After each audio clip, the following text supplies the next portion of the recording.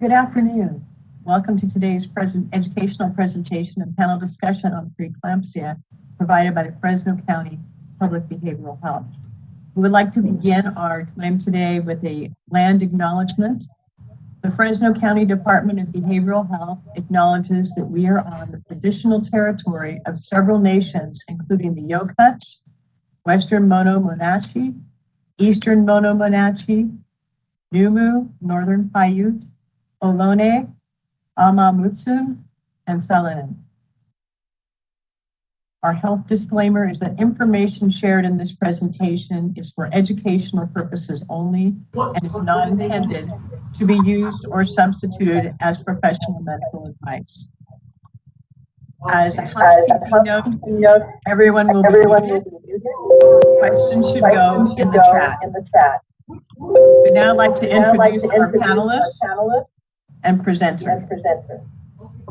Panelists today include Dr. Alexandro Adabotang, Director of Perinatal Mental Health Services at the California Health Collaborative, Dr. Nisha Nair, Nurse Practitioner and Assistant Professor at the Department of Nursing at Cal State Fresno, Dr. Irene Solomon, owner of Irene Solomon Psychological Practice, Janelle Claiborne, Public Health Nurse at the Fresno County Department of Public Health, Black Infant Health Program, and our presenter, Linda Griffith, MSN, Perinatal Services Coordinator, County of Fresno, Department of Public Health, Comprehensive Perinatal Services Coordinator. And I'm the moderator, Lori James, Clinical Supervisor of Fresno County Behavioral Health Perinatal Wellness Center.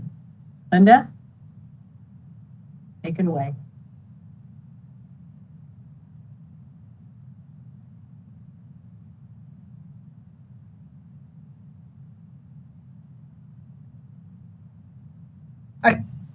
Can you hear me? Yes. Okay. You can start the slides now. Turn on your camera, Linda.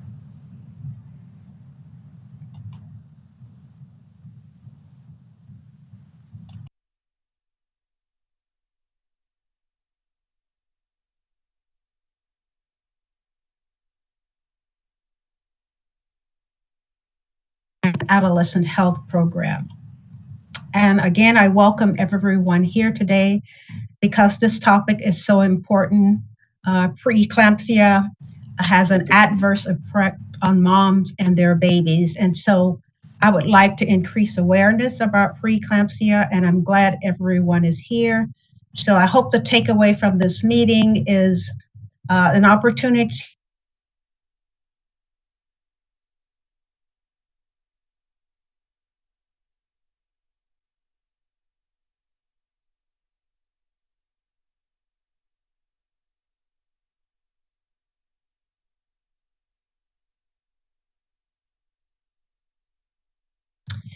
So the objectives for the participants today is to understand the basic diagnostic criteria for diagnosing preeclampsia, so you can understand how preeclampsia impacts the pregnant woman's body. Also, to understand the pathophysiology, the basic pathophysiology of preeclampsia.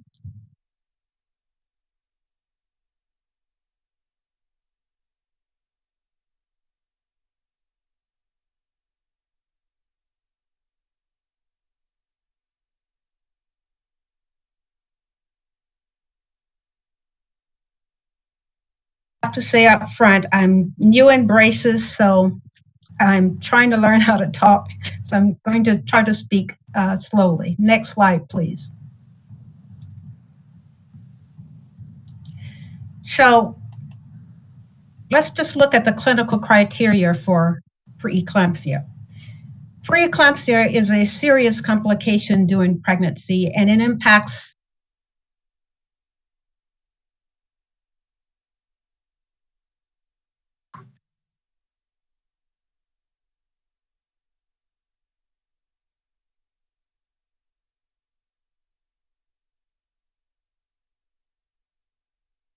disorders during pregnancy.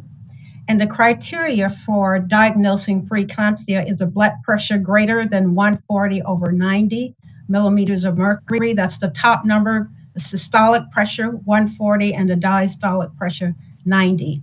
And usually this is done in 2 readings, which are, they usually do it 4 to 6 hours apart. The other clinical criteria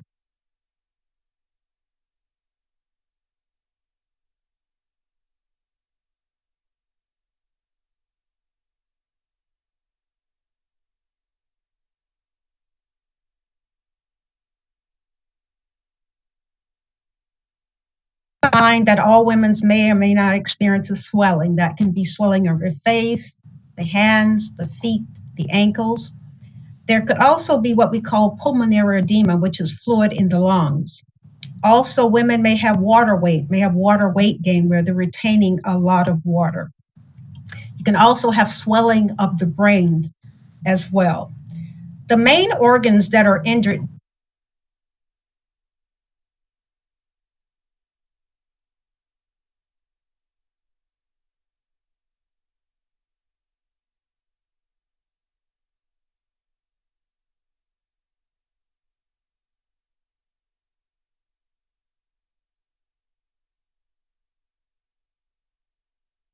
Next slide, please. Okay. Linda, we're having some trouble with your audio cutting in and out. I'm not sure what that's about, but I've seen a lot of that in the chat. Can you hear me? Oh, I'm I can sorry. hear you now. Okay. Are we on the right slide? It starts with abnormal shallow placenta implantation. Is that correct? Linda?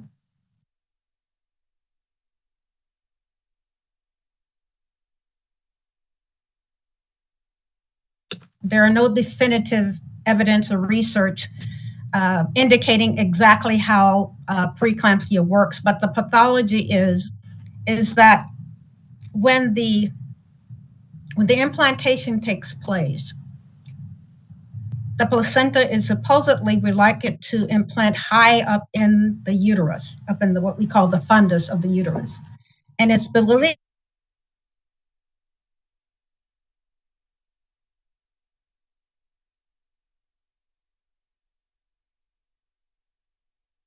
Linda, your audio is still cutting in and out. I'm wondering if you could call in so that we could at least hear you.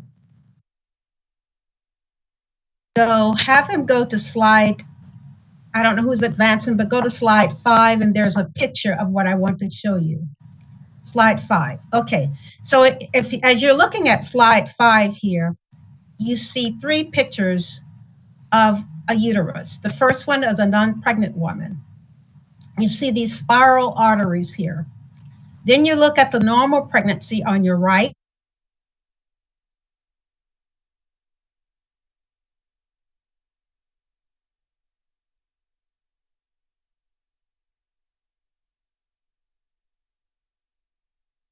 Linda, your audio is still cutting out. I wonder if you could stop using your computer and maybe call in. Because we're only hearing about half of what you're saying. Are you serious? Oh my goodness. Yeah. I don't know what's going on. Might be your headset. I don't know why.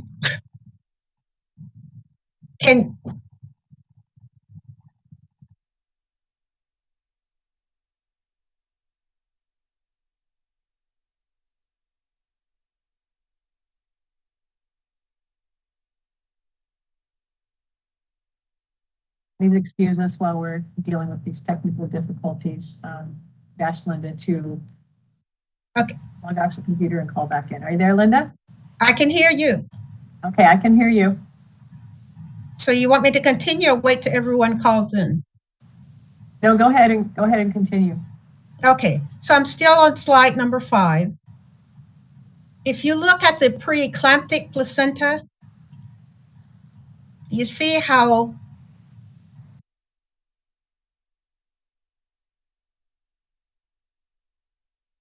you just cut out again, Linda.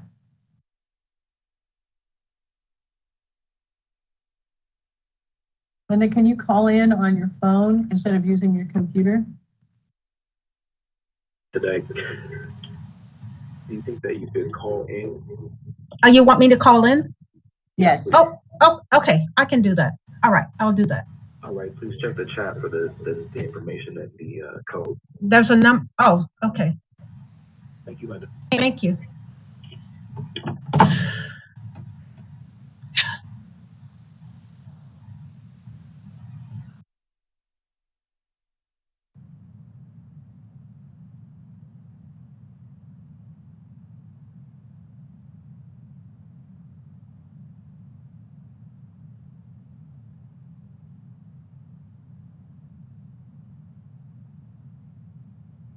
I think because there was so much of Linda's presentation that she was cutting out, we'll go ahead and ask her to start the presentation again. So if you don't mind, we'll go ahead and start from the beginning with that when Linda calls back in so that we can get all of the presentation information because it's so important.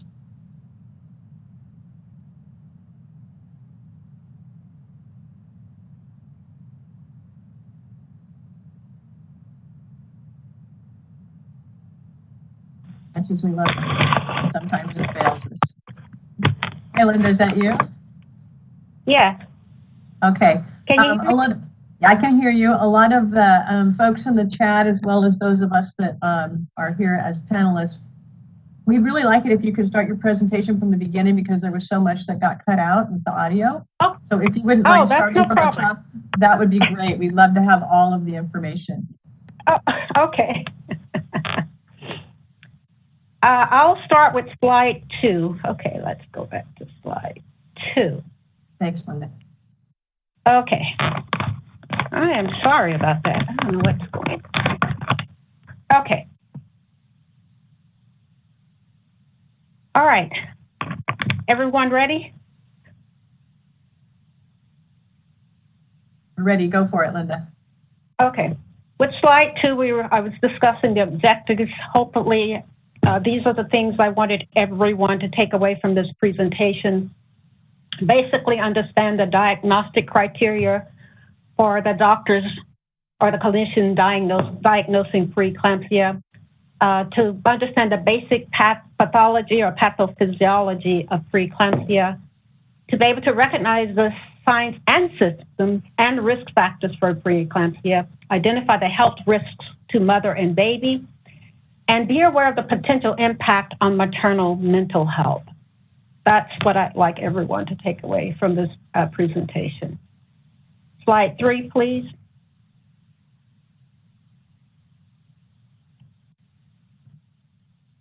So in slide 3, I'm going to give a brief overview of the clinical criteria, and this is by no means exhaustive. This is really, really basic.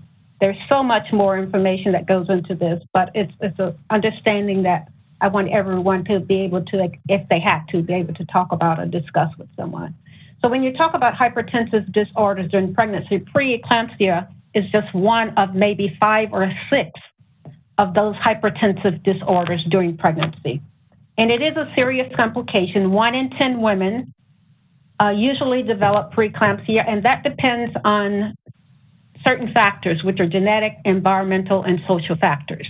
And in some cultures, that number may be higher. It may be 4 in 10 women or 5 in 10 women. But traditionally, it's 1 in 10 women. Usually this happens in the middle of pregnancy. Pregnancy gestation is 40 weeks. So usually preeclampsia develops after 20 weeks of gestation. And women can also develop postpartum preeclampsia up to 6 weeks or longer after delivery. The blood pressure criteria for developing diagnosing preeclampsia is a systolic pressure greater than 140, a diastolic pressure greater than 90 millimeters of mercury. And these are taken in 2 separate readings, usually 4 to 6 hours apart. A woman may or may not have protein in the urine. That's not always a criteria, but in the more severe cases, usually is there what we call protein in the urine or proteinuria. Another criteria along with that is swelling. That can be of the hands, the face, the feet, and the ankles. There may also be fluid in the lungs, which is what we call pulmonary edema. There may be water retention or water weight gain during pregnancy. So a lot of times these women look like they're bloated because they're retaining so much fluid. And a more dangerous side of that is cerebral edema, which is swelling of the brain. The organs that can be damaged and are usually damaged in severe cases can be liver, kidney, the lungs, the brain, and the heart. And these are our major organs. Slide 4, please.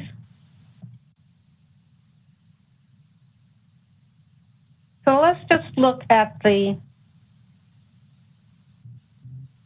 pathology of preeclampsia. Now, these are all theories. They're not sure exactly what happens to the body, how it's developed in the body, but they know it does happen, and this is what they believe happens. So we know that the placenta implants in the uterus, and it usually implants in a place where there's a rich blood supply. And so one of the beliefs is that when the placenta implants in the uterus, it doesn't implant deeply enough into the myometrium. And so they believe that because of that, there is not a rich blood supply to the baby. So circulation to the baby is so important. And so if you go, I will be going between slides 4 and 5. So if you could just go to slide 5, and I'll have you go back to 4. So in slide 5, you can see a uterus. You see a non-pregnant uterus, a normal pregnancy uterus, and a preeclamptic uterus here. So here in the non-pregnant, you see the spiral arteries. This is what they look like when a woman is not pregnant. In a normal pregnancy, you see the spiral arteries, and if you look in the white part, that is the myometrium. Those spiral arteries are deep in the myometrium, and that blood vessel is very wide. So that increases the blood flow. There's no obstruction there whatsoever. That's good blood flow from the uterus to the placenta. So that baby is receiving nutrient-enriched blood. If you look at in the middle picture, you see preeclampsia. This is a preeclamptic placenta. Do you notice where the spiral artery is in the preeclamptic placenta? It's not deep like in the normal pregnancy. It's much higher up.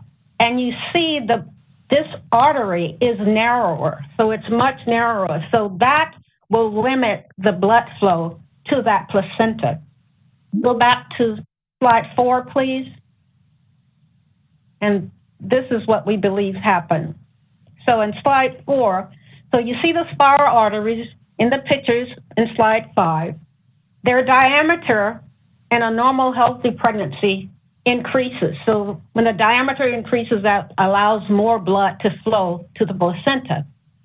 In a preeclamptic placenta, those spiral arteries does not dilate. Actually, they have a tendency to constrict, and they get much narrower. So that decreases the blood flow to the placenta. And when that happens, when that placenta is not getting enough blood flow, then it causes an irritation. And that irritation damages the endothelial lining of blood vessels. Now remember, we have blood vessels all over the body, all those 5 organs, the brains, the lungs, the hearts, the liver, the kidneys. In pregnancy, the endothelial lining of those blood vessels can be damaged. And what happens when there's a decreased blood flow to the placenta, the mother's body starts a different chemical process to try to increase the blood flow. But because there's been so much irritation, there are inflammatory responses that take place. And these are actually, I won't say poisons in the body, but there are chemicals in the body that destroy the endothelial lining. And because these poisons are in the system, they irritate the endothelial blood vessels. And when these blood vessels are irritated, it causes them to constrict. And when the blood vessels constrict, that increases the blood pressure, but it decreases the blood flow to the baby. And it also, because these blood vessels are damaged, it increases what we call permeability. So the fluid should stay in the intracellular space, but because these blood vessels are damaged, fluids tend to leak out of the blood vessels. And protein tends to leak out of the blood vessel. And if you know anything about protein, protein should always be in the intracellular space. And if protein is moved, it's moved through a transport system. But because it's leaking out, wherever protein goes, water follows. So if protein is leaking out of blood vessels in the brain, we're going to have water leaking out of blood vessel or fluid leaking out of blood vessels in the brain, which could cause swelling. If this is happening in the liver, you will also see that in the liver where there could be swelling of the liver or enlarged liver. This happens any place in the body where protein is leaking out of the intracellular space, and especially in the kidneys where filtration takes place. When those blood vessels are damaged, then we don't have good filtration for kidney function. And a lot of times, if it's not treated, women sometimes have to go on dialysis even during pregnancy. So this is what basically the pathology of preeclampsia is. You have increase in blood pressures, you have increase in swelling and fluid in the body, and the body is not getting rid of this fluid, so that you can have damage to the major organs, the 5 major organs that I talked about.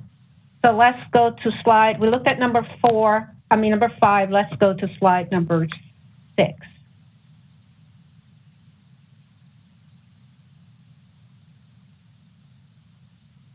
Okay. So in number 6, we're looking at the signs and symptoms. So just think about what I just discussed about the fluid in the body and how the fluid is leaking out because of the endothelial linings of the blood vessels have been damaged. So let's talk about severe headaches. When you're talking about severe headaches, that's one of the major signs during pregnancy for women with preeclampsia. Shortness of breath. We'll talk about shortness of breath. If we have fluid in the lungs, that can be an issue. She's going to have difficulty breathing, and she's not getting good oxygen saturation as well. When you think about the blood vessels and the eyes that could be damaged due to swelling or rupture of blood vessels, then she can have vision changes or seeing spots. When you think about the stomach, we talk about right upper quadrant pain, which is where the liver is. And if those blood vessels are damaged in the liver, and then you have the increased fluid in the liver, you will have an enlarged liver. And if your liver is enlarged, you can tell, because usually you're not able to feel it when your liver is healthy, but if you have an enlarged liver, it's right on the right side under that rib cage, you can actually feel it. You will also have swelling in your feet, the face, the feet and ankles. You've probably seen women when they just look puffy, where their face looks puffy, when they have edema around their eyes. Their hands may even be puffy. Their ankles and their legs are puffy. That's because they are retaining fluid. The other sign is confusion, and that is usually due to if there's any alteration in the brain where there's damage, there's structural or functional damage in the brain due to swelling, you will have confusion. And also you have to remember with that, they're not getting a good blood circulation. So anytime you're deprived of oxygen, which is what every blood cell needs, you will get lightheaded, you will become confused. And so this is one of the things women diagnosed with preeclampsia, some of them experience all of these symptoms, some may experience a few of these symptoms, but these are the usual symptoms they will experience. Slide number 7, please.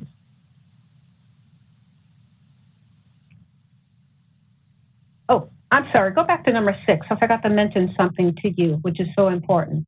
In slide number 6, you see that graph there. And it's a graph of maternity, mortality, deaths And this graph is showing that the United States is the leading country, developed country, for pregnancy mortality deaths or maternal mortality deaths. Out of, I think it's 14 countries here, and the United States is the leading country in pregnancy mortality deaths, and that's really sad. That's a sad indication for the United States, and these numbers are only increasing. And I believe one of the reasons the numbers are increasing in the United States, when you look at the health of our young people, and these are our young people that will eventually be parents, be mothers and fathers. And so a lot of these young people, or when they conceive, they're not healthy. A lot of these young people are already diagnosed with diabetes. They're already diagnosed with hypertension. They're already diagnosed with high cholesterol. So if they're to get pregnant at 15, 16, 17, 18 years old, they are already predisposed for preeclampsia. And so that number will continue to rise unless we start doing something significantly different in this country. Okay, now you can go to slide number 7, please.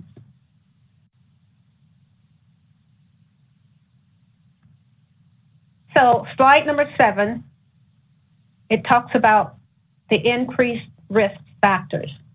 So these are the main increased risk factors for developing preeclampsia. There may be more, but these are the main ones. The first, pregnancy. A woman having her first baby is at an increased risk for developing preeclampsia, and they're not sure why, but it may have something to do with what I mentioned earlier about the implantation of the placenta in the uterus where it's implanted, or it may have something to do with the depth, how deep it's implanted into the myometrium. And because a woman's first time pregnant, those arteries may not remodel like they should, because this is what takes place. Those spiral arteries, they go through a process called remodeling, and they may not remodel for some reason for her during the first pregnancy. Another risk factor is a history of preeclampsia, either from a previous pregnancy. So a woman who was diagnosed with preeclampsia during the first pregnancy, that increases her chances of being diagnosed with preeclampsia in subsequent pregnancies. Or there's a family history of preeclampsia. Her mother may have had preeclampsia, her sisters may have had preeclampsia, her grandmother. So there tends to be a family history. Chronic hypertension. If a woman has chronic hypertension, that's hypertension before pregnancy, she has an increased risk of developing preeclampsia during pregnancy. Another risk factor is a new partner. Let's say a woman has a baby with one partner, and in subsequent pregnancy, she has babies with different partners. So that increases her risk of developing preeclampsia in each one of those pregnancies. Interval between pregnancies is so important. That's why I believe in birth spacing. The recommendation is at least 18 months between conception. And so if a woman, let's say she delivers in the next 9 months, she's pregnant again, if she was diagnosed with preeclampsia in that first pregnancy, she's at an increased risk. And if she's having that baby less than 18 months after the first pregnancy, she's at an increased risk. So birth spacing is so important. Multiple gestation. So women who get pregnant with twins or triplets, they have an increased risk of developing preeclampsia. Younger women, less than 18 years of age, or women over 35 or advanced maternal age, they're at an increased risk of developing preeclampsia. And then there are some health histories based on, there are some autoimmune diseases that would put a woman at an increased risk for developing preeclampsia. If she has diabetes or systemic lupus erythematous, which is lupus, she's at an increased risk. If she has any kind of kidney disease, kidney damage or kidney injury, she's at an increased risk for developing preeclampsia. Obesity. Obesity is one of the major factors when we talk about developing, because with obesity, usually women not only develop preeclampsia during pregnancy, have a tendency to develop diabetes, gestational diabetes, during pregnancy. And both of these diseases, because of the hypertension and preeclampsia, has a tendency to damage blood vessels. And a lot of times, if the pre-pregnancy BMI is greater than 30, that really puts her at a greater risk of developing preeclampsia if she is obese and already has hypertension prior to pregnancy. The other risk factor is IVF. They didn't provide a lot of information on what IVF, that's in vitro fertilization, but there appears to be a risk. They didn't have any data on that, but it appears to be a risk for preeclampsia. That's why I put it here. And then race. Native Americans, Alaskan Indian, and Black women have increased risk for developing preeclampsia during pregnancy. Next slide, please. So now we're going to look at slide number 8, look at the health risks to mom. So, because of the damaged blood vessels, women are at risk for stroke. Damaged blood vessels, hypertension, they're at risk for stroke during pregnancy. If the blood pressures are not managed, if there's not treatment, early treatment and management, they're at risk for stroke during pregnancy. They're also at risk for seizures during pregnancy. And as I mentioned before, these 5 major organs tend to be damaged. In some women, all are damaged, and some, maybe 2 of the 3 are damaged. But there's usually some damage if it's the preeclampsia becomes eclampsia. And it becomes eclampsia when there's seizure activity. When a woman has seizure, then it becomes eclampsia, but that's a whole different topic. But these are the risks to mom. And so we want to prevent the seizures. We want to prevent eclampsia. We want to prevent organ damage. Another risk to mom is premature separation of the placenta from the uterus. That's a medical emergency. But that is a risk factor in preeclampsia just because of the blood pressure issues. There's also a risk for preterm birth. Usually when there is obstruction of blood flow to the placenta, there is distress to the mom and to the baby. And it depends on when they're monitoring the mom and baby, if they see that the baby cannot manage this distress, they will do an emergency C-section because if the baby is not getting the nutrients that it needs for its body to continue to grow and develop, it's best that the baby be delivered. And the other risk factor to mom and baby can be death if this is not handled immediately, because women can die from the symptoms of preeclampsia, especially if they have a stroke. Sometimes they will just have a stroke and not make it. Sometimes they can have a stroke and they can recover, but it's very serious. Slide number 9, please. We're going to look at the risk factors to the baby. One of the major risk factors to babies is what we call IUGR, or intrauterine growth restriction. And this occurs because, as we stated earlier, the baby is not getting the nutrients that it needs. We often think of, when we think of nutrients, we always think of the red blood cells, the white blood cells, the platelets in the blood. But there's all the other nutrients that a baby needs for its development, growth and development. It needs the vitamins. It needs all the minerals. It needs all the fat. It needs the glucose. It needs all these things for it to grow and develop as it should, for all the organs to grow and develop. And one of the main organs that are impacted when a baby is delivered prematurely, or if the baby didn't develop as it should, is lungs. The baby's lungs doesn't mature, so the baby has difficulty breathing. The baby has difficulty maintaining a body temperature. The baby has a low glucose level, and we're trying to make sure that the baby, if it's born prematurely, making sure that the baby is receiving the right nourishment, because glucose is so important for brain function. 70% of the glucose that we intake, even as adults, is used by the brain. So glucose is very important. So we try to prevent preterm labor, preterm birth, because we know if that baby is delivered too early, that baby will end up in the NICU.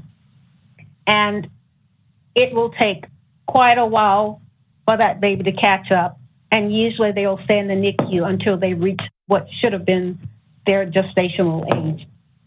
So it's so important that we manage preeclampsia and all the complications associated with preeclampsia. And also I wanted to look at the low birth weight. We talked about that. That's part of the early delivery. The preterm birth, that's part of the early delivery, and the fetal death. In slide number 10, let's see where we are. Are we on slide 10? Okay, we are. Okay. In slide 10, I just want to look at the potential impact on maternal mental health, which is why Laura and I got together. Now, this is all recent research from, I think the oldest research article was from 2020. And basically, this is what they believe, according to the pathology of preeclampsia. If there is swelling of the brain, if there is edema and damage to the blood vessels in the brain, this is what they believe. The structural damage to the blood-brain barrier endothelium, which is damaged during pregnancy, where there you have a leakage of fluid into the brain, which causes swelling, which damages the surrounding tissues and cells of the brain. So they believe also there's a structural and a functional cerebral changes that takes place with this cerebral edema. There is an increased risk for cognitive impairment. And based on the research, there is an also increased risk for psychiatric disorders such as depression, anxiety, and PTSD. Now, this is all relatively new research, but based on the studies, this is what they determine based on the pathology of preeclampsia and how the damage impacts every major organ in the body to some extent.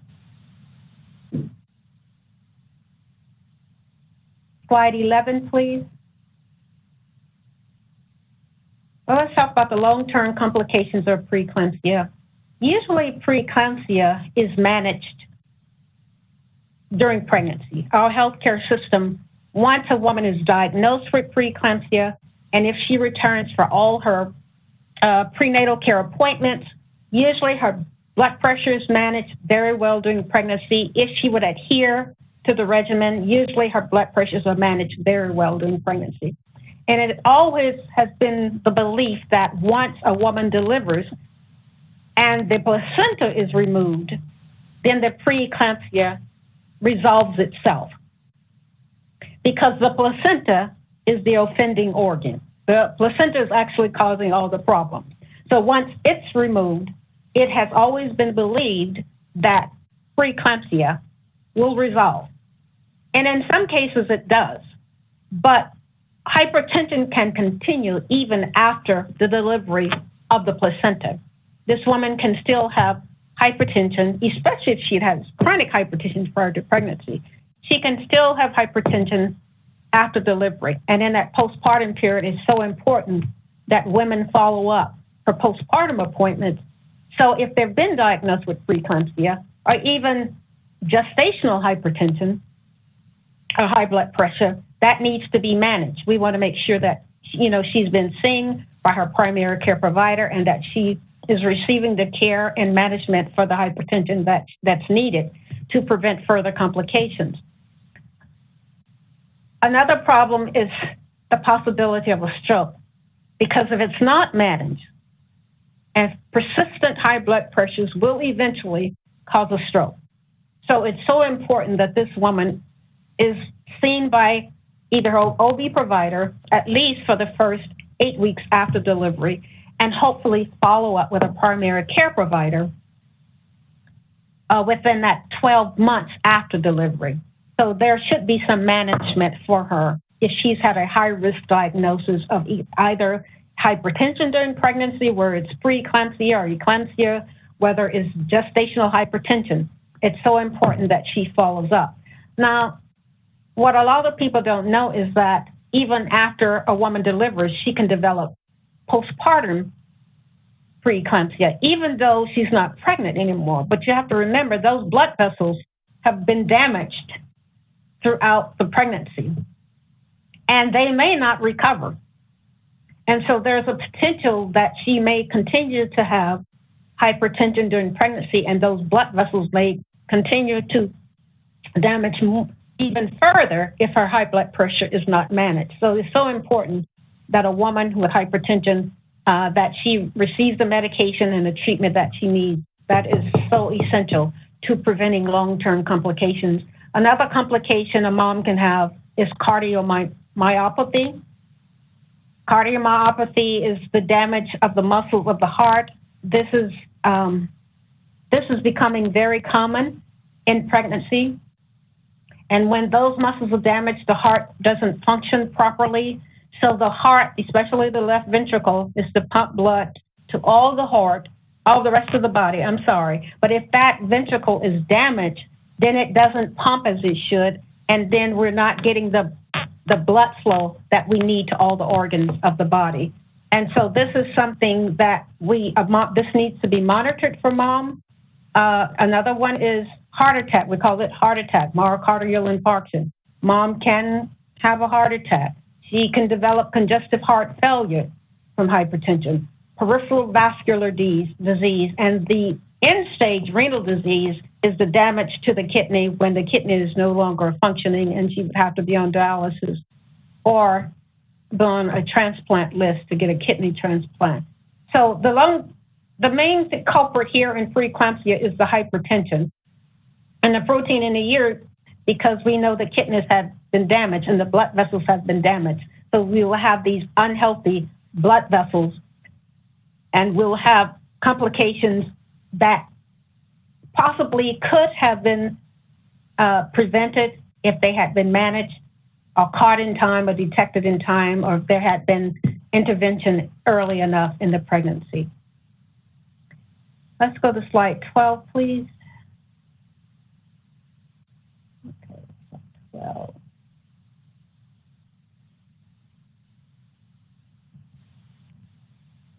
So, as a result of preeclampsia, I created a postpartum preeclampsia resource toolkit because I wanted to address this issue.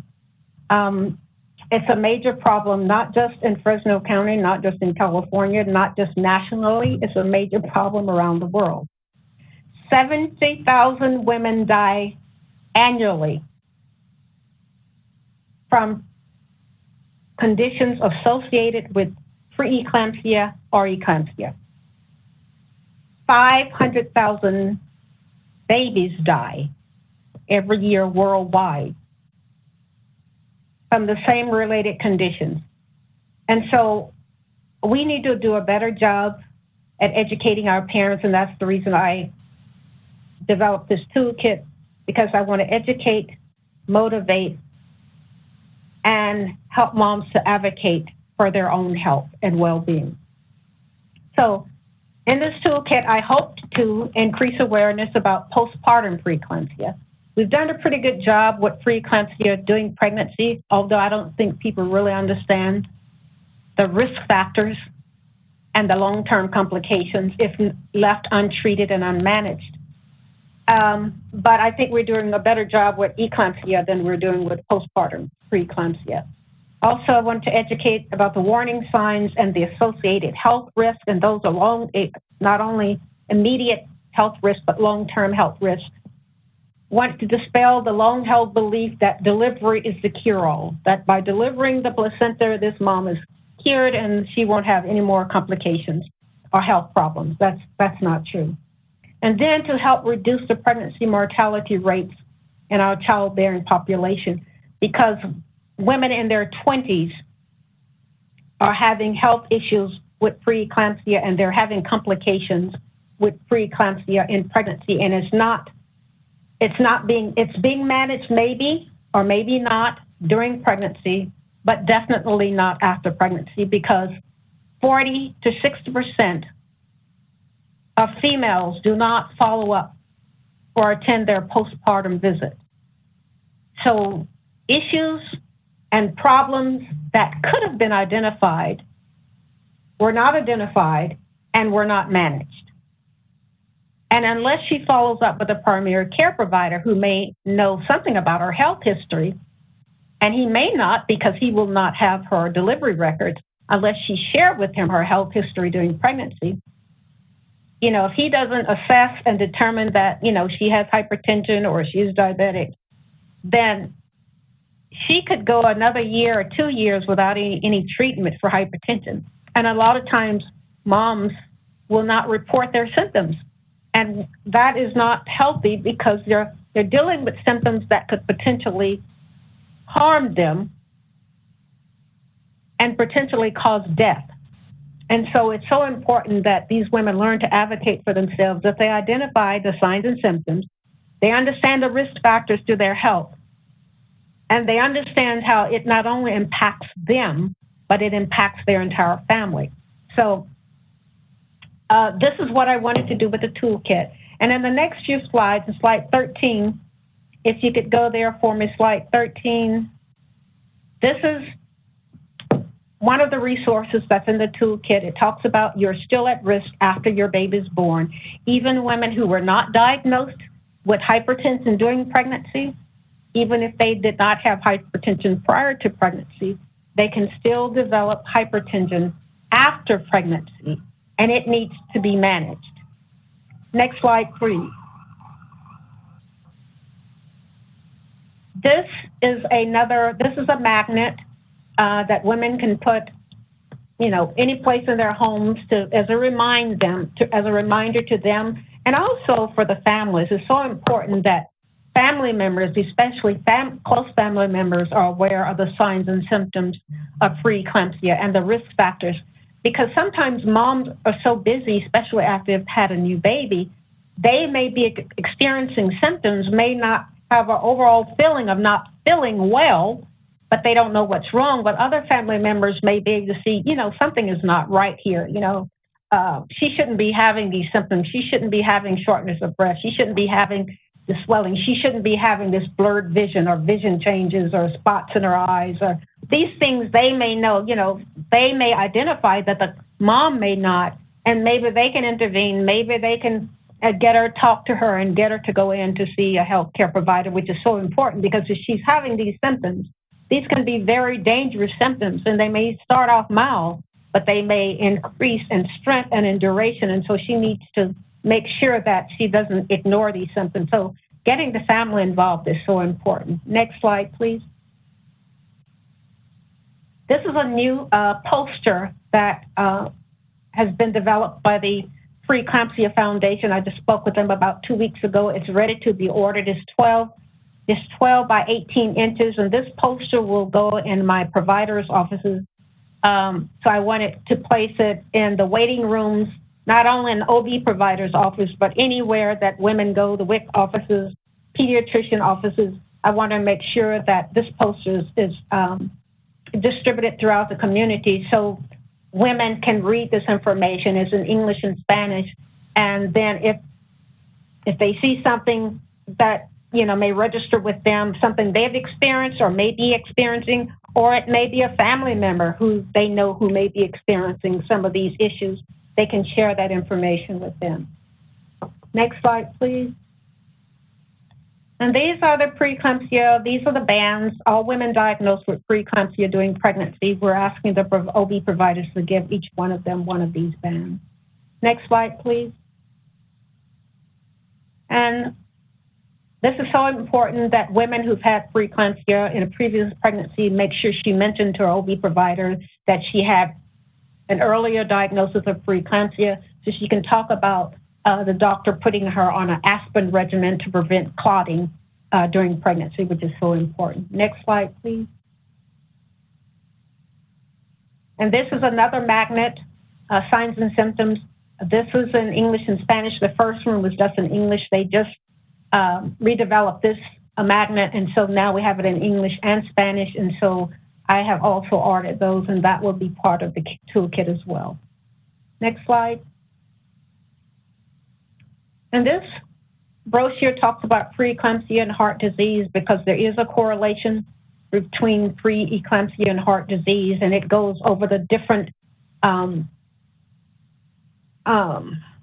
diagnosis of cardiovascular disease, because cardiovascular disease is just an umbrella for a list of heart diseases.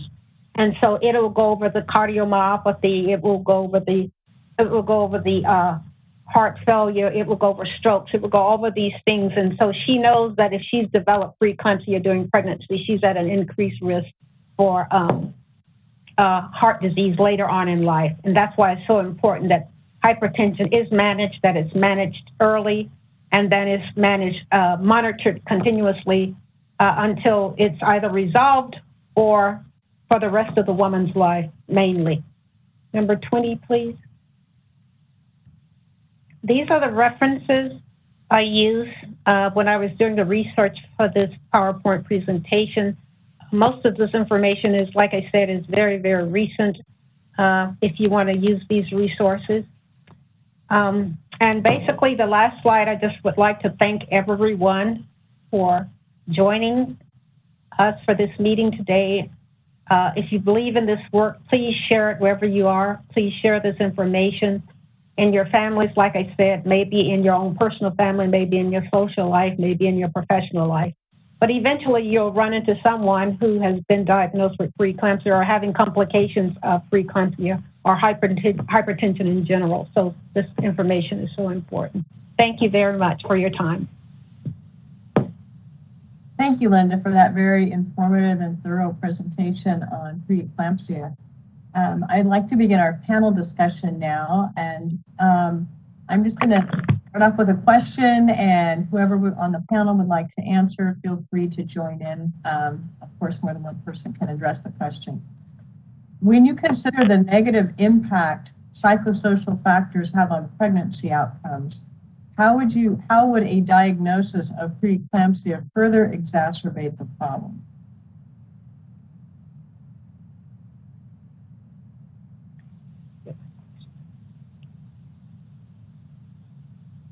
I can speak if anyone. I'm just thinking like there's cultural factors that play a role in pregnancy in general, and a lot of people are familiar that certain cultures can describe mental illness in forms of like somatic description. So if someone's saying, "Oh, I have anxiety," they're not going to say, "I have anxiety." They're going to say, "I have a headache," or a stomach issue, or some physical health issue that may manifest. And I think it's important as clinicians, as OBGYN providers, that we have someone that is specialized in mental health treatment in these clinics, in the hospital settings, in certain areas, because they're more skilled. Like a screener is great as like a baseline, but it's really not enough, right? So as we know, there may be some underreporting of symptoms if they're just giving a form to fill out. They may not. Psychiatrist I shadowed during the summer. Mm-hmm. Okay. I was in her office shadowing her. Okay. Mm-hmm. Please mute your mics unless you're one of the panelists. Thank you. Go ahead, Erin. I was just saying, like, there needs to be more hands-on, like, monitoring of women that are pregnant, and maybe not just once or twice during this time period. It has to be regular so that they can build an alliance with someone that specializes in mental health services. So it's easier when you can develop rapport with a client and after so many visits, right? And so I don't think we're doing our due diligence, at least in Fresno, to encompass like mental health providers in these areas or in these settings to do more monitoring, because, you know, the physicians are busy as well. So they're being stretched And it's hard to do everything, right? Absolutely. Can I speak, Lori?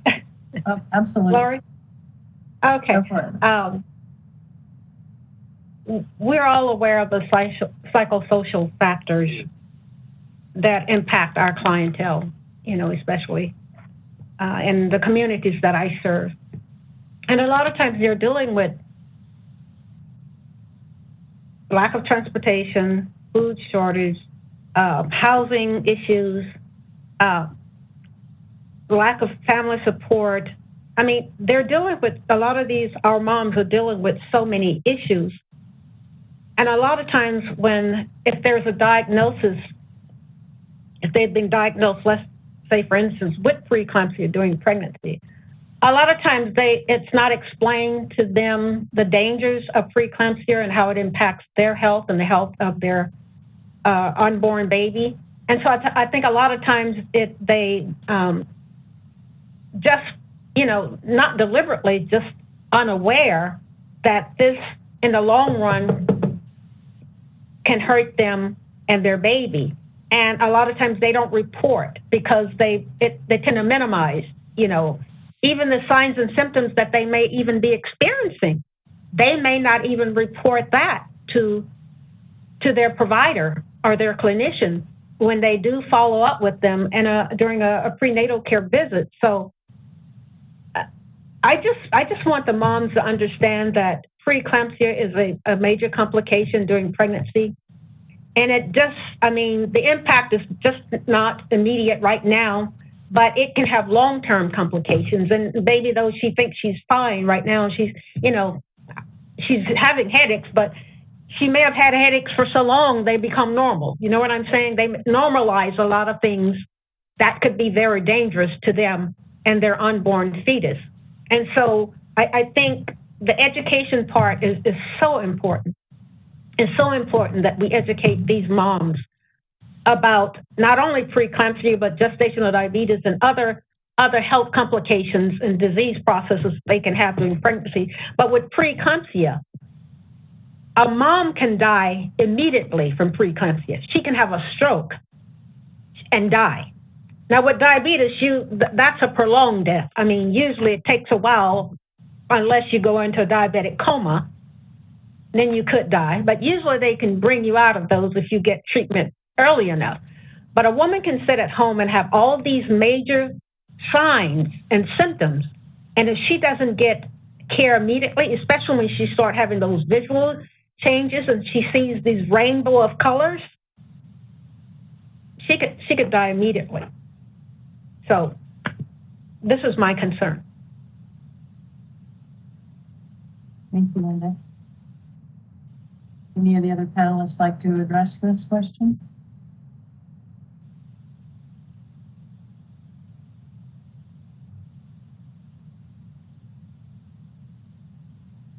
Okay, so another question is, what role do early mental health screenings during pregnancy play in identifying the risk factors that could potentially contribute to undesirable mental health outcomes?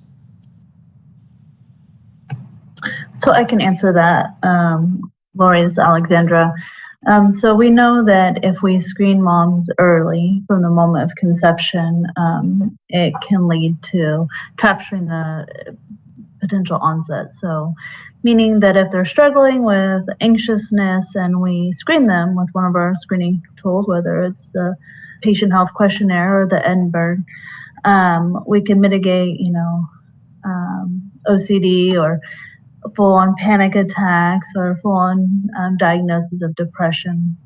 And so we ask that pediatricians, OB providers, and just other community-based organizations screen moms during pregnancy and up to a year afterwards. Thank you, Alex. I'd like to address the screening question. Dr. Nair, you're on mute. Are you trying to address the question?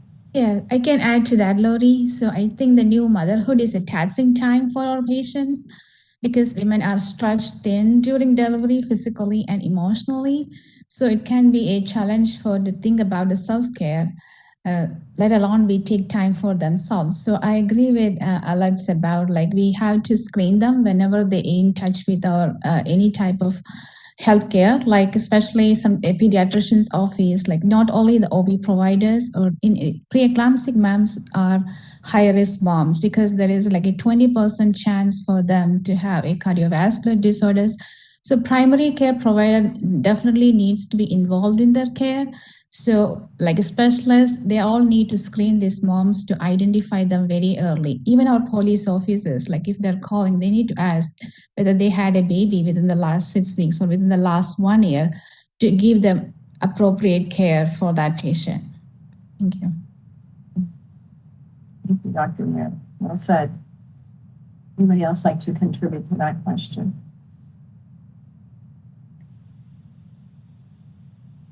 Okay, so if preeclampsia is associated with increased risk for cognitive impairment and psychiatric disorders as suspected, what protocols should be in place to manage maternal mental health crises during pregnancy?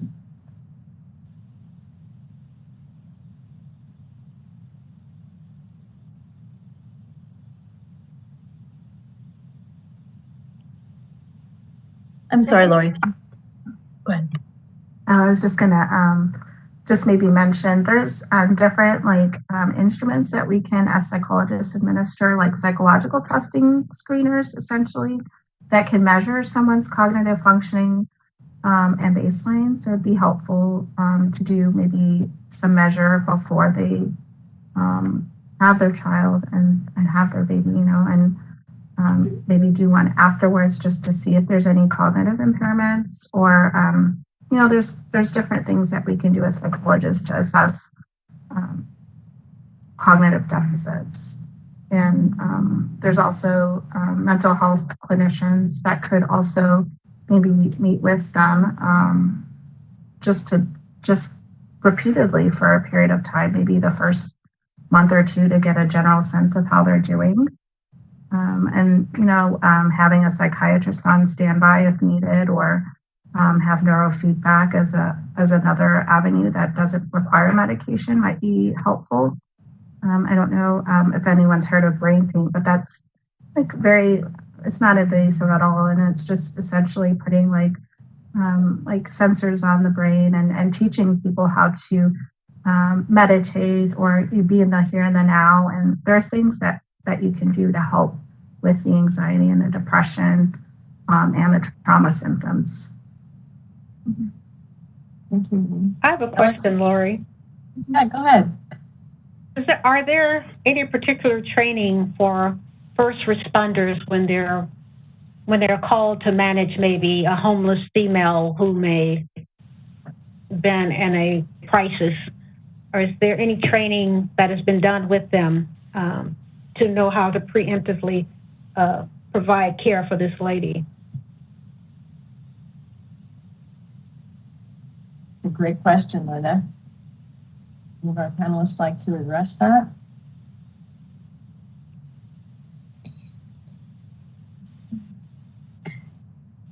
So I'm struggling hearing on my end. So it sounds like the question was there a crisis response training, or was it a perinatal?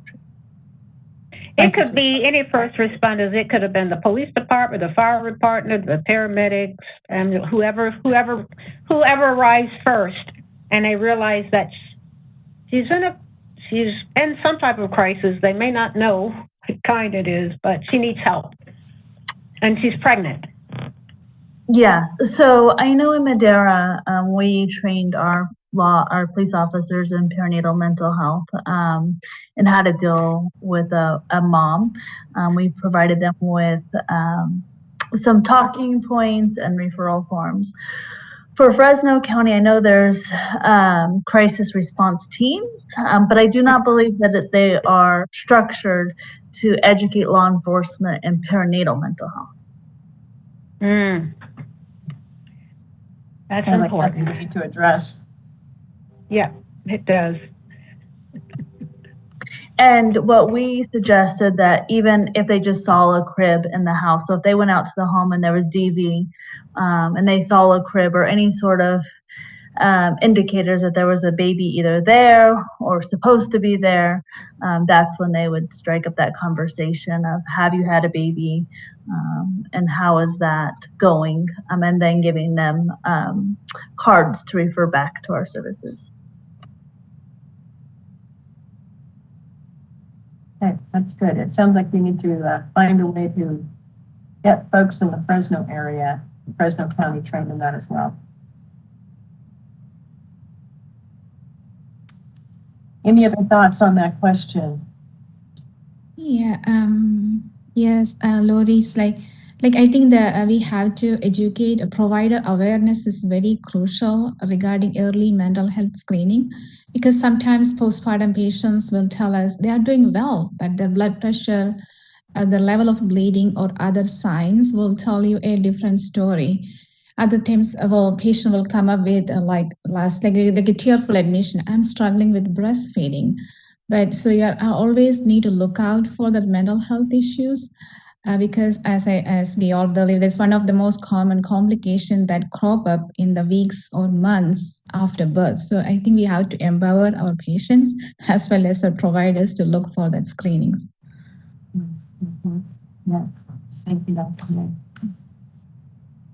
So what interventions should be offered to patients diagnosed with preeclampsia to reduce the development of postpartum depression?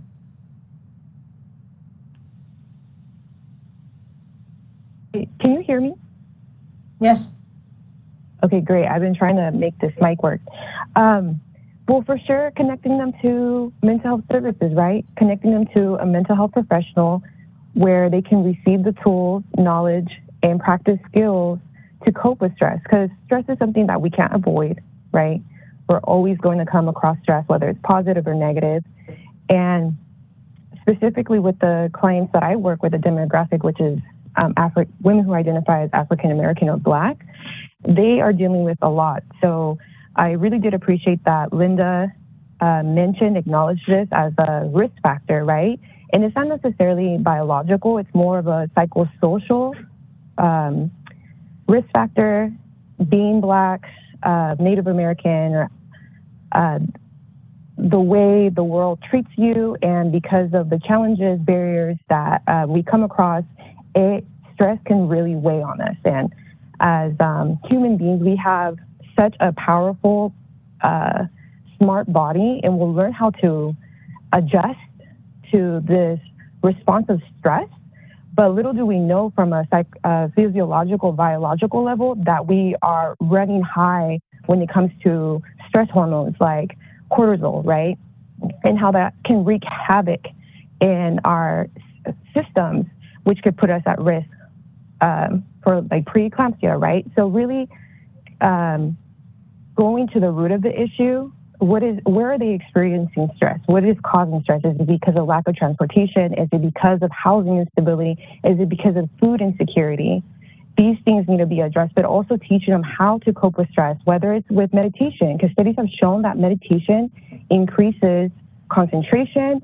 It can rewire the brain connections, right? So then that we don't respond to stress in such a high alert level. And we're able to learn how to stimulate the parasympathetic system, right? To relax us so that we are able to rest, especially during such a vulnerable time. Pregnancy is such a vulnerable time. And what women need during that time is time and space to rest. So again, I can go on, but for sure, connecting them to a mental health professional is crucial. Thank you, Janelle. I know there's a lot of stigma around being connected to a mental health professional and medications and things like that, particularly during pregnancy. There's a lot of women that shy away from that. Any thoughts about how to provide more encouragement for them to engage in the care and support of a mental health professional as a gift to themselves and their baby during pregnancy? I believe the conversation need to start way before the baby is born. Like the providers, we need to bring up the subject in a series of conversations while during the prenatal visits. It's like simple questions like, what are your plans for feeding the baby, or who will be with you at home, or who is available if you need a break. So this way we can map out the postpartum support network well in advance for these patients. Yeah, absolutely. I want to piggyback on what you just said, Doctor. Definitely starting the conversation early on during pregnancy, right? Not waiting until the symptoms come on to them like, I think you need to see a professional now, right? And this is done by providing them with the resources, the education, so that they can feel empowered to move into that direction. And reminding them that they have power to make changes in their life, that they can break cycles, that they can break and rewrite the way they respond to stress, because we all know that this starts, that babies, the fetus can be affected by stress in the utero, right? So educating them on that and reminding them that they have the power to rewire their brain when it comes to responding to stress, because then as a result, then they're also counseling generational trauma, right?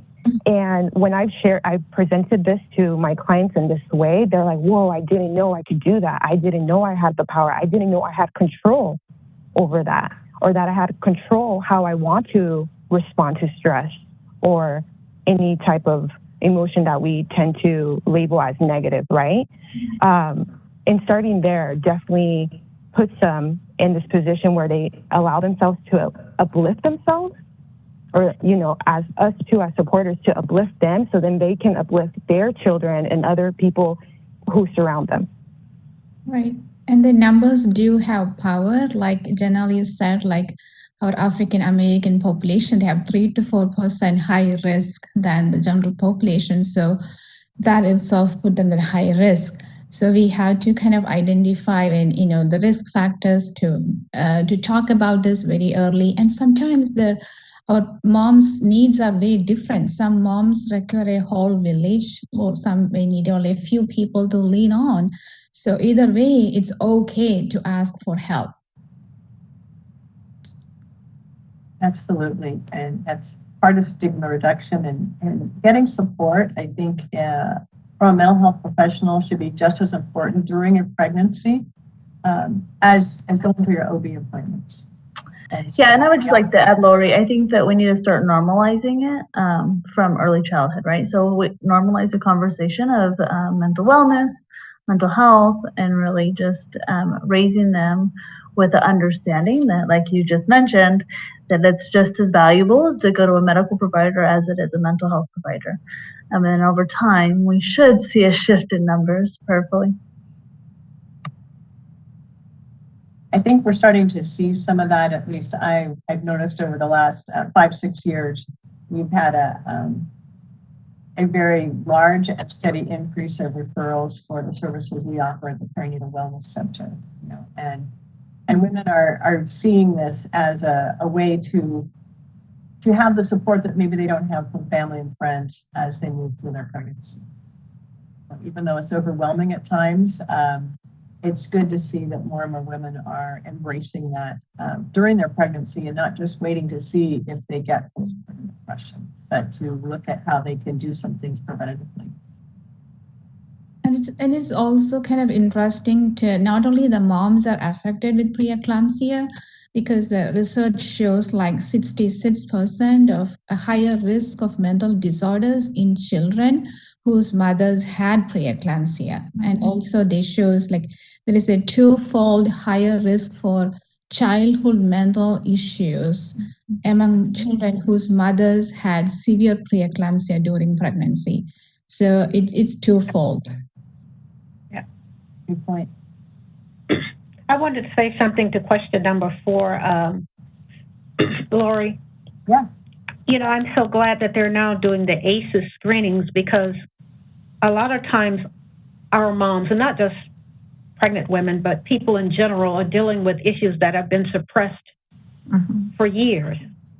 And not realizing that some of their lifestyle choices and behaviors have been influenced by things that have been so detrimental to them, and so not realizing that these things that happened to them during childhood have impacted their lives negatively in so many ways. And so I found out when I was doing nurse home visitation, when we had to ask about abuse, when you have to ask are you in an abusive relationship, or have you ever been abused, or have you been abused within the past year, if you've ever been abused.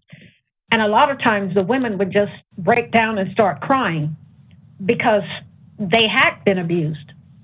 And they had, most of them had, the ones I spoke with had been abused in their childhood or early teen years. And it had never been addressed. Some had shared it with their mother, some had not. Some had tried to share it with their mother, but they were not believed, and so they didn't pursue it any further because sometimes it had happened within the family, and they didn't want, the mom didn't want to bring charges against this individual, and so the child just felt as if they weren't validated. What they said, it didn't matter that they shared the information. They told an adult, someone that they trusted, someone that they thought that could help them. And a lot of times they did not receive any kind of treatment, no counseling, no kind of therapy, no nothing. And so they've carried this all these years. And so when they're pregnant and all these hormonal changes that takes place when you're pregnant, and then, I understood why this child was this young person. A lot of times they were young people between 15 and 20, was telling me sometimes for the first time, or retelling me something that they tried to share with their mom or their grandmother, their aunt, years before. That's a lot of weight to have to carry that's a lot of weight to have to carry, period.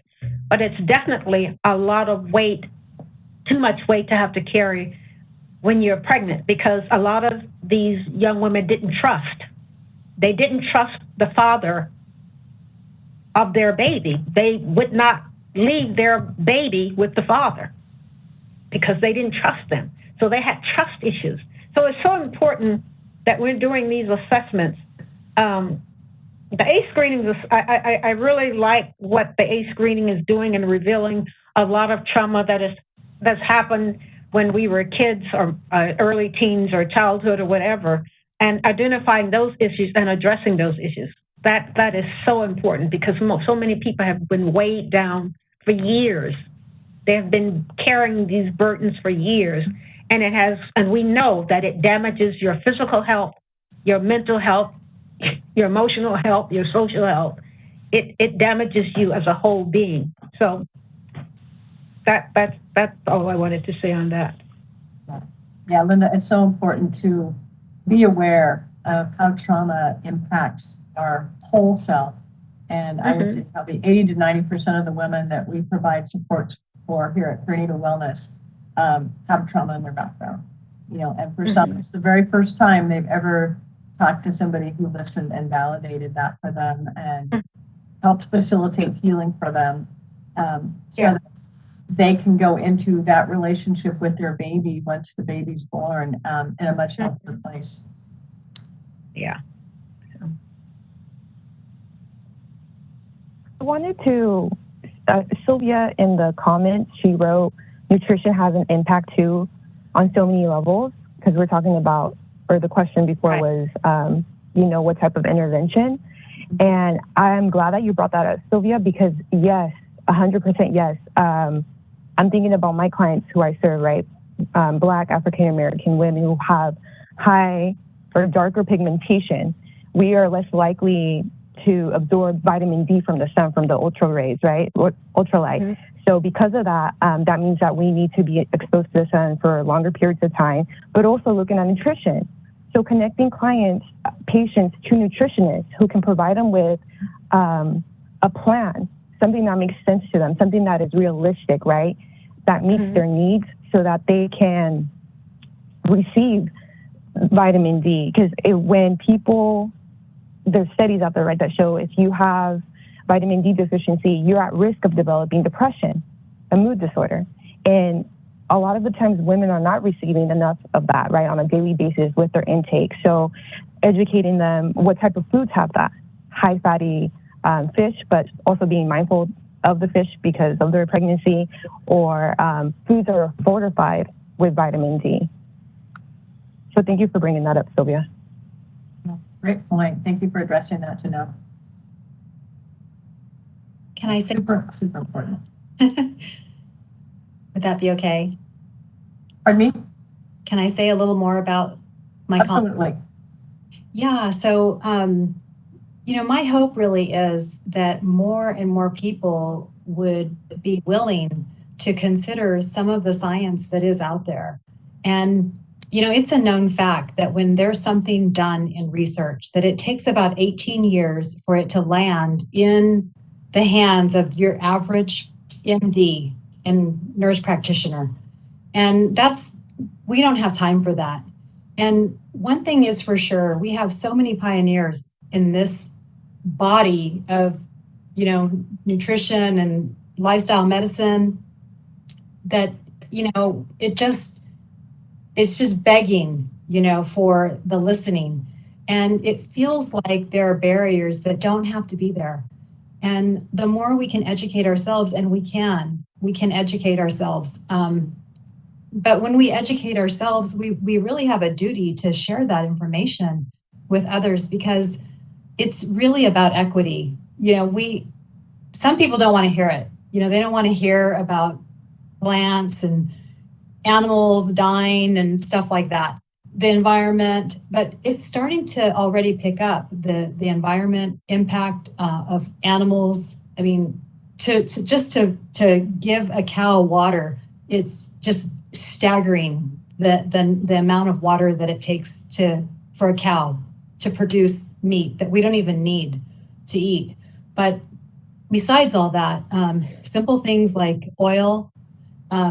Oil is something that damages the endothelial lining, and the endothelial lining is every single vessel, not just the arteries, it's all of the vessels. And when you think about the pandemic, not the pandemic, but the epidemic of listen to me. I'm like, what is the Alzheimer's? It is so scary because the numbers are so high, but there's a correlation for sure and science behind it about the impact because of the blood vessels. It damages the blood vessels. Same with erectile dysfunction. So that's just a given. And I think that when we can share that and offer alternatives on cooking without oil, learning how to store food, people have a right to know this information, and it's usually good news. Now, sometimes people don't want to hear it. They're not ready. It's addiction. We get that. I get it. But it doesn't mean that you have to do it cold turkey. You can you can consider it like a practice. When you look at the neurotransmitters too, and how more than 60% or 70% of the neurotransmitters are produced in the gut, that you can't ignore that. And then what else did I say? Let's see. Well, that's it. I'll just stop there. Okay. Thank you for your comments, Sylvia. Appreciate it. You're welcome. So how can OB providers and mental health clinicians work collaboratively to ensure better mental health outcomes for women diagnosed with preeclampsia and postpartum preeclampsia? Thoughts on that?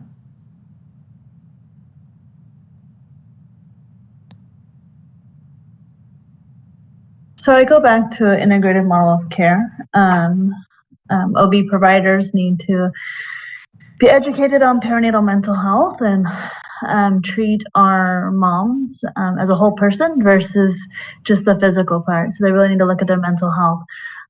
There is legislation in place requiring OBs to screen with the PHQ-9. And so that's something that just needs to be executed on an ongoing basis. And then on the back end, us as mental health providers need to be ready to receive and treat the moms for the mental health. Newer legislation has just allowed moms to access care a year after they have had a baby, which is great news. So that's that's moms who are accessing Medi-Cal. But again, there's that educational piece, right? So although we have that legislation in place, now our OB providers and our mental health clinicians need to be educated on the fact that moms have extended care after the birth of their baby. Thank you, Alex. That's very helpful. Other comments on that? Linda? There? Yeah, I think we have to kind of screen our moms, like especially if we do see annual women exam. So we have, not only we should screen them during the postpartum checkup, but actually, then when they come back for women exam, we need to screen this. Sometimes, and I want to echo about, we talk about the domestic violence screening. Sometimes when we bring up the topic, that patients are so surprised. Why are you asking this? Because no one asked us so far.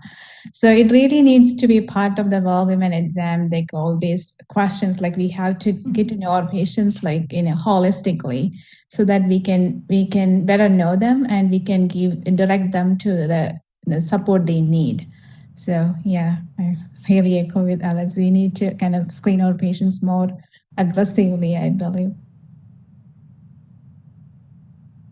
Well, and also I was just going to comment, maybe there needs to be more of like an interdisciplinary teams like focus instead of just one discipline or the other, but like having maybe, I don't know, monthly meetings with the OB as a clinician would be helpful, just to have that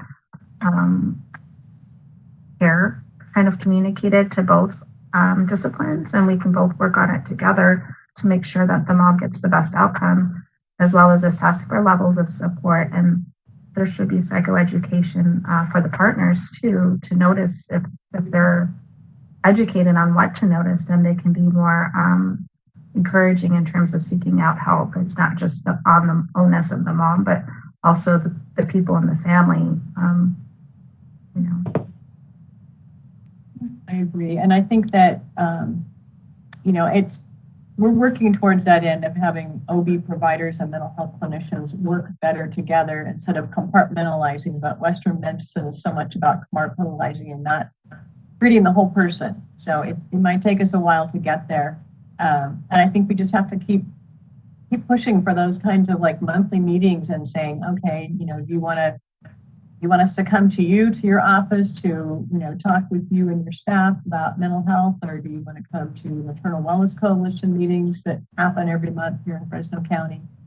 Finding a way. And I realize that, the OBs, they're really busy, but just, having someone in their office screen the woman and then send a referral isn't really meeting in the middle, to really talk about how we can work better together. The other thing I just actually thought of with the extended care for a year after the mom has had her baby, we really need to push that moms have a provider, right? So the relationship with the OB provider is going to discontinue, but to really educate moms, and maybe it's up to us, community-based services, the OB provider, to really push to have a family practice doctor, because a lot of moms don't have that. So how do we go about education? Right. I agree with Alex that a lot of them, they don't have any primary care provider. So that's why when they usually come, we have to make that conversation and give them the list of providers. I usually give a list to them and say, hey, here's the number, just make a phone call. Especially if you're thinking about preeclampsia, there are a lot of risk factors which can correlate with the potential cardiovascular disorders that can happen to them. I think that 20% of them, they can have cardiovascular problems in future. And when you look about our United States, the most common cause of death among women is cardiovascular problems. So we need to tackle them more cautiously, so that we have to involve the primary care provider so that they can also follow up with these moms about all these issues. Thank you. Yeah, I agree. And I know that in our program at Perinatal Wellness Center, we have public health nurses that work with the women that we serve. And one of the important roles they have is trying to help them get connected to a primary care provider, and follow up with the well woman visits and those kinds of things. And so, that's one way we're working at it on our end. But I know there's a lot more work to be done out there. And so maybe that's a space where we educate. We have a lot of moms interviewing pediatricians, right? A lot of new moms, search out a pediatrician, but how do we encourage mom and empower mom to search out primary care for herself? Mm-hmm. Yeah, and part of the problem is that the mom will consider the baby more important than herself in terms of getting care and support, whether it's physical health care or mental health care. Trying to help them understand that they need to be physically and mentally well and balanced, to be able to be the best mom that they can be to that baby.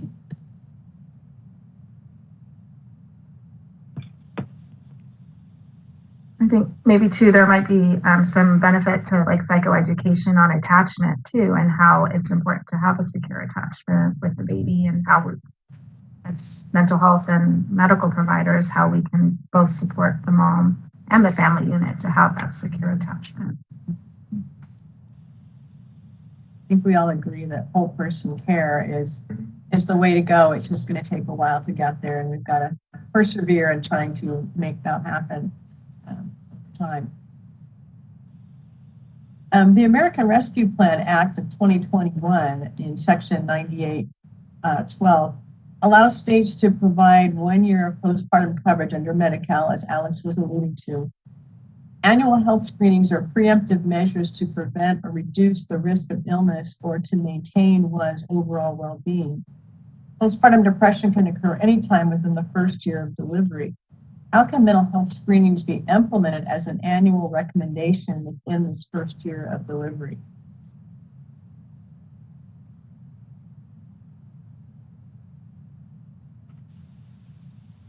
So I think I mentioned this earlier. Pediatricians need to implement it during the well baby visits. That would be one of the ways to ensure that moms are being screened, but then also WIC offices, right? So anybody who interfaces with mom and baby could essentially hand mom a screen, and the local resources to address her mental health. Absolutely. And I think too, even family practitioners, so important when mom's getting linked, that they're able to do those screenings as well, whether it's that first visit or, subsequent visits, that family practitioners are willing to provide that during that first year. And also it may be a good idea to involve lactation consultants like Mothers Resource Centers, because probably, that's another area they can do the screenings for our patients. Yes, absolutely. Other thoughts on that and how we could implement mental health screening, an annual recommendation within that first year of delivery? I don't know what the health plans do with that, Alex. I'm not sure if that's part of their recommendation. I know they recommend the annual well woman screenings, but I don't know. I think the mental health screening should be a part of that screening process. And I think it should apply for everyone, not just for, women who've had babies. I think that should be required across the board, recommended across the board, I should say. I agree. And, a lot of our local insurance or health plans, they do also have, the same programs that we have in our community. Our local health plans have them as well. So moms can access it that way. It's just, accessing the resources, the barrier. Right, and making a choice to access them, making it a priority to access those resources. And for some moms, they're living day to day in survival mode. They're not getting enough sleep. They're, just trying to be able to manage to feed their baby and change diapers, and if they have other family members, other children, keep the house clean, do the laundry, make the meals, and for some, just even getting a shower, And so they're not necessarily making it a priority. And I think a lot of the education we can do around that is, how can mom make taking care of herself a priority? What kind of things can she do in the midst of all that? Not to neglect her children or her baby, but what can she do? What can she do to help herself in those moments? What can she do to garner some extra support, whether it's with, a mental health clinician or a support group? Postpartum Support International offers a lot of different support groups for moms who,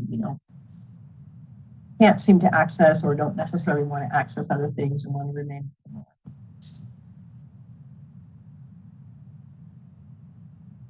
Other thoughts on that? I just believe, Lori, that even pediatricians should screen. I think we need to do a better job at screening adolescents because a lot of them are dealing with mental health issues. There's a lot of suicide, and I don't think we are either we understand the problem or realize the problem, and as such, we're not reaching these young people in time. For a lot of them, we're not reaching them in time. So that's a concern for me. Yeah, I've noticed too that we're starting to see more referrals for women who are pregnant who have eating disorders. And a lot of them it's the younger teens or women who are maybe just turned 18 or 19 that they're trying to manage a pregnancy, but they're stuck in the cycle of this eating disorder. And that's a huge struggle. I would agree with you, Lori. I've seen an intake in eating disorders as well. Is that on the uptake again? Because I thought at one time it had decreased over the years, but now, a lot of things changed during COVID. There was an increase in quite a few things. Yeah. I saw a lot of self-injury, and self-inflicted injury when I was doing some home visitation. I saw a lot of that. But.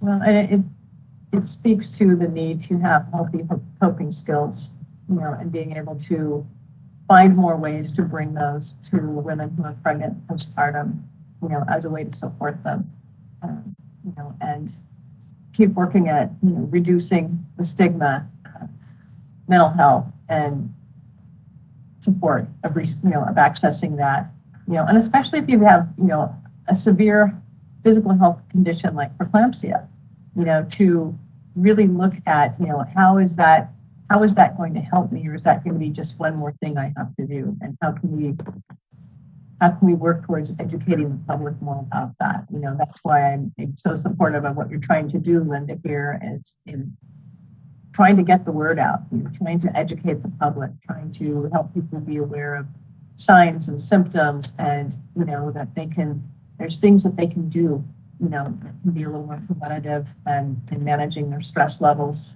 managing their blood pressure. Yeah. That is so important, Lori. And thank you for this opportunity to actually collaborate on this and work together. And we'll move forward from here. I'm looking at some comments and questions in the chat.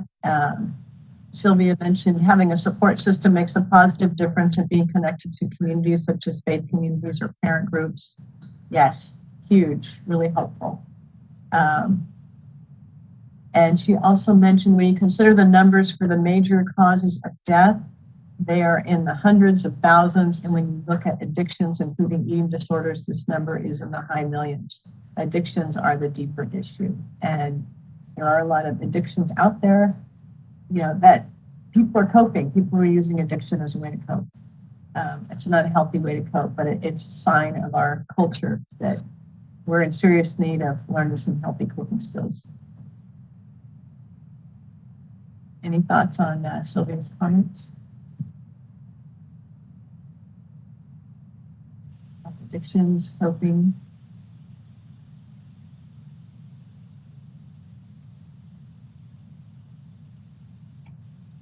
One of the things we are doing at Perinatal Wellness is we teach a lot of the healthy coping skills that are offered in dialectical behavioral therapy. We have a group for our girls, and they have loved that as far as being able to manage their emotions.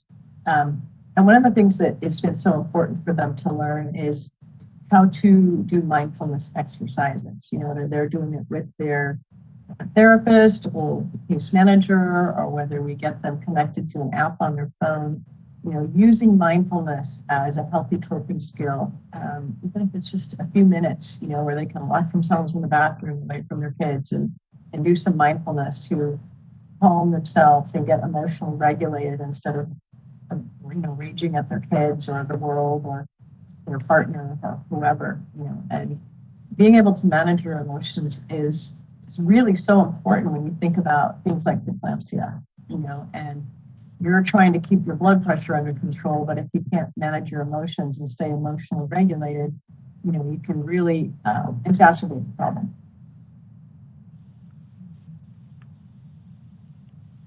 So, yes, I agree. And I think it's the fundamental piece is that disconnect from the body.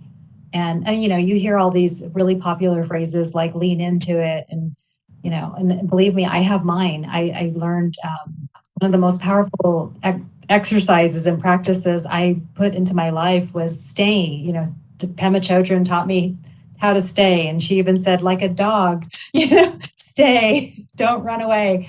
And I think it is a practice. And but the most important part of that is the connection. You stay connected to your body. And that's what happens when people get disconnected in that dissociative, how do you say that? That part where we all do that. We all have our little funny things that we do when we get nervous or we get anxious or overwhelmed. And it's just really acknowledging that and, considering, oh, I do this, I start moving my hands funny, or I start tapping my leg or whatever it is.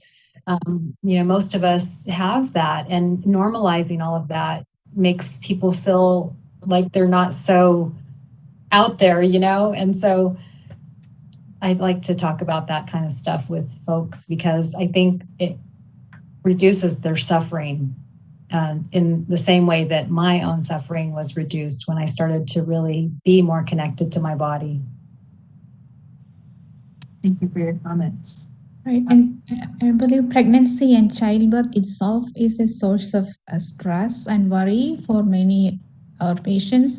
So mental health disorders usually following childbirth is kind of common. Plus adding to that, we have preeclampsia, like a serious illness, and most of these patients have an unexpected outcome, like they had a C-section or birth of a premature child, or sometimes infant loss, or they have an emergency medical situation. So all these kind of adds up to that plate, like a heavy burden to bear both physically and psychologically. So it's kind of, we have to kind of empower our patient. And also we have to understand they have a voice, like patients and families do have a voice in this process. So thank you for bringing that one up. Sure. Dr. Solomon noted in the chat that depression, anxiety, and PTSD 6 months following preeclampsia and normotensive pregnancy.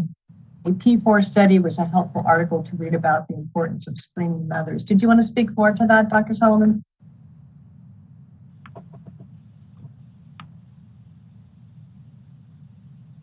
You're on mute.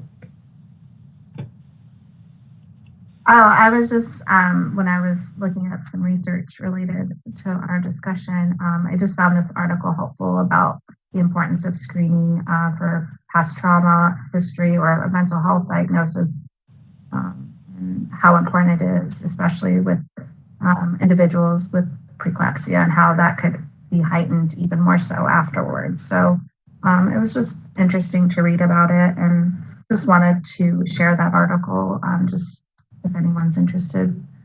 It's a free article, so it's available online. Great, thank you. Mm-hmm.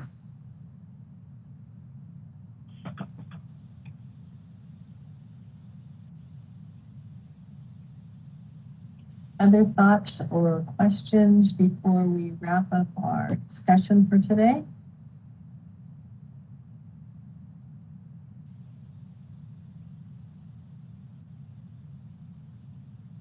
All right. Well, I'd like to thank all of you. Is it okay if I share about an event that's coming up that would be interesting to you all? Sure, go ahead. Sure. It's our Central Valley Lactation Conference. So we had one last year. So this is our second, and it's going to be a milk day. And so it's going to be really informative. And right now it's very relevant because the donor milk supplies are much lower right now. But, you know, breastfeeding definitely makes a difference, a positive difference in women's lives and infants too. And so hopefully you'll hear about this somehow. Let's see, can I put it in the chat, I suppose, or maybe send it to you, Lori? Is that okay? You can put it in the chat. That's fine. Okay, let me do that really quick. Thank you. Okay. Thank you for sharing. Lori? Yes. I was going to say, I discussed the postpartum preeclampsia toolkit, and that information will definitely be shared with my CPS providers, but I don't know everyone on this call, and I don't know if they engage with clients or pregnant women, but they are welcome to receive some of those resources. I'm not sure who's actually on the call. Yes, so in collaboration with Linda, California Health Collaborative will be giving out additional posters. So obviously you can access Linda's, but hers are really designated for her providers, but our community-based organizations and our therapists, if you contact me, we will also be giving them out. It's the exact same information that Linda shared. Alex, can you put that information in the chat so people can it's hard copies and I don't have it. Linda would have it. Okay, but can you put your contact information in the chat? Alex? Oh yes, most definitely. Did you need, I think, go ahead, it's from the floor. Let's see.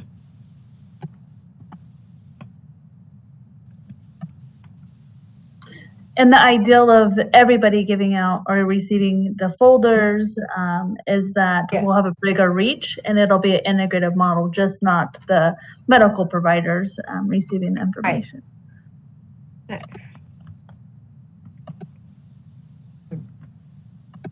I forgot to put my... Any last thoughts or comments on our conversation today, or anything that came up during our discussion regarding preeclampsia, mental health support?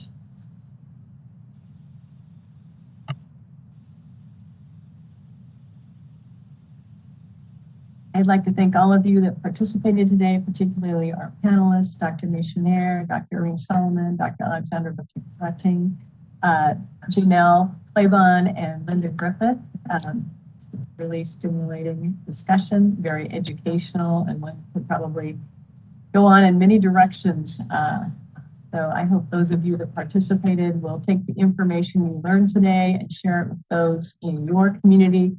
You know, just help spread the word about, you know, preeclampsia and, you know, the importance of getting mental health support during pregnancy, not just after pregnancy, not just waiting until you start experiencing symptoms of postpartum depression.